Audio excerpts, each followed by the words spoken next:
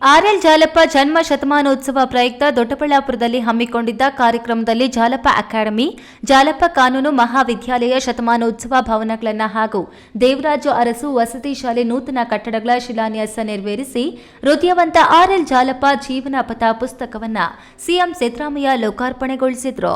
ನಂತರ ಸಿಎಂ ಸಿದ್ದರಾಮಯ್ಯ ಮಾತನಾಡಿ, ಜಾಲಪ್ಪನವರಿಗೆ ಸಮಯ ಪ್ರಜ್ಞೆ ಇತ್ತು. ಒಬ್ಬ ದಕ್ಷ ಆಡಳಿತಗಾರರಾಗಿದ್ದ ಜಾಲಪ್ಪ ಅವರು ನಿರ್ವಹಿಸಿದ ಎಲ್ಲಾ ಖಾತೆಗಳಲ್ಲೂ ತಮ್ಮದೇ ಆದ ಹೆಜ್ಜೆ ಗುರುತುಗಳನ್ನು ದಾಖಲಿಸಿದ್ದು ಮಾತ್ರವಲ್ಲ, ರೈತರಿಗೆ, ಕೃಷಿಗೆ ಅತ್ಯಂತ ಮಹತ್ವ ನೀಡಿದ್ದನ್ನು ಸ್ಮರಿಸಿದ ಸಿಎಂ ಸಿದ್ದರಾಮಯ್ಯ, ನಾನು ಮೊದಲ ಬಾರಿ ಸಚಿವನಾಗಲು ರಾಜಯ್ಯನವರಷ್ಟೇ ಜಾಲಪ್ಪ ಅವರು ಕಾರಣ. ಜಾಲಪ್ಪನವರಿಗೆ ಹಿಂದುಳಿದವರ ಏಳಿಗೆಯ ವಿಚಾರದಲ್ಲಿ ದೂರದೃಷ್ಟಿ ಇತ್ತು. ಹೀಗಾಗಿ ಆಗಲೇ ವೈದ್ಯಕೀಯ ಕಾಲೇಜು ಸ್ಥಾಪಿಸಿದ್ರು. ಮೊದಲಿಗೆ 150 ವಿದ್ಯಾರ್ಥಿಗಳಿಂದ ಆರಂಭವಾದ ಸಂಸ್ಥೆ ಈಗ 9,000ದಷ್ಟು ವಿದ್ಯಾರ್ಥಿಗಳು ನಾನಾ ವಿಭಾಗಗಳಲ್ಲಿ ಓದುತ್ತಿರುವುದನ್ನು ಉಲ್ಲೇಖಿಸಿ ಶ್ಲಾಘಿಸಿದ್ರು. ಬಹಳ ಸ್ವಾಭಿಮಾನಿ ಆಗಿದ್ದ ಜಾಲಪ್ಪನವರು ನನ್ನ ರಾಜಕೀಯ ಏಳಿಗೆಗೆ ಕಾರಣಕರ್ತರು. ನನ್ನನ್ನು ಮುಖ್ಯಮಂತ್ರಿ ಮಾಡಲೇಬೇಕು ಎಂದು ಜಾಲಪ್ಪನವರು ದೇವೇಗೌಡರ ಎದುರು ಹಠ ಹಿಡಿದು ಆಗ್ರಹ ಪೂರ್ವಕವಾಗಿ ಒತ್ತಾಯಿಸಿದ್ರು.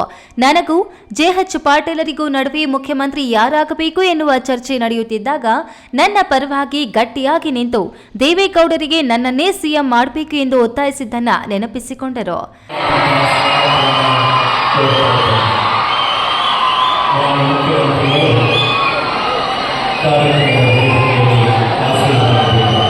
ಅತ್ಯಂತ ಹೃದಯವಂತರಾಗಿದ್ದ ಜಾಲಪ್ಪನವರು ಆತಿಥ್ಯದಲ್ಲೂ ಎತ್ತಿದ ಕೈ, ತುಪ್ಪದ ದೋಸೆ ಮಾಡಿ ಸ್ವತಃ ಬಡಿಸಿದ್ದನ್ನ ನೆನೆದ್ರು. ಆಹಾರ, ನಾಗರಿಕ ಸರಬರಾಜು ಮತ್ತು ಗ್ರಾಹಕ ವ್ಯವಹಾರಗಳ ಸಚಿವರು ಹಾಗೂ ಬೆಂಗಳೂರು ಗ್ರಾಮಾಂತರ ಜಿಲ್ಲಾ ಉಸ್ತುವಾರಿ ಸಚಿವರಾದ ಕೆಎಚ್ ಮುನಿಯಪ್ಪ ಮಾತನಾಡಿ, ದೇವರಾಜ ಅರಸ್ ಎಜುಕೇಷನಲ್ ಟ್ರಸ್ಟ್ ಅನ್ನು ಆರ್ಎಲ್ ಜಾಲಪ್ಪ ಅವರು ಸ್ಥಾಪಿಸಿರುವುದು ಇಂದಿಗೂ ಚಿರಾಯುವಾಗಿದೆ. ಕೃಷಿ ಹಾಗೂ ಸಹಕಾರ ಕ್ಷೇತ್ರದಲ್ಲಿ ಸಾಧನೆ ಸಲ್ಲಿಸಿರುವ ಆರ್ಎಲ್ ಜಾಲಪ್ಪನವರ ಹೆಸರಿನಲ್ಲಿ ಪ್ರಶಸ್ತಿ ನೀಡುವ ಕುರಿತು ಮುಖ್ಯಮಂತ್ರಿಗಳ ಜೊತೆ ಮಾತನಾಡುತ್ತೇನೆ ಎಂದು ತಿಳಿಸಿದರು.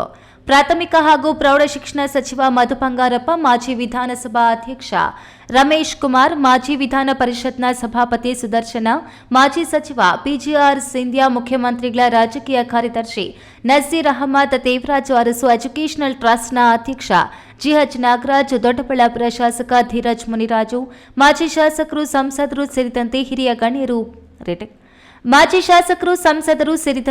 ಗಣ್ಯರು ಉಪಸ್ಥಿತರಿದ್ದರು. ಗುರುಪ್ರಸಾದ್, ಈ ನ್ಯೂಸ್ ಟಿವಿ, ದೊಡ್ಡಬಳ್ಳಾಪುರ.